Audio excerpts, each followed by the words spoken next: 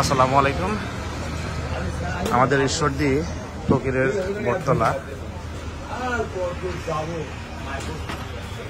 মালাইসা এবং পোড়া রুটি।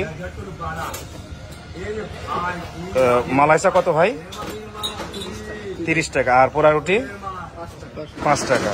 30 5 35 টাকায় মোটামুটি এই প্যাকেজটা পাচ্ছেন। আচ্ছা, মালাই কোনটাতে ভাই একটু দেখান। এই যে মালাই। যাক, ধন্যবাদ।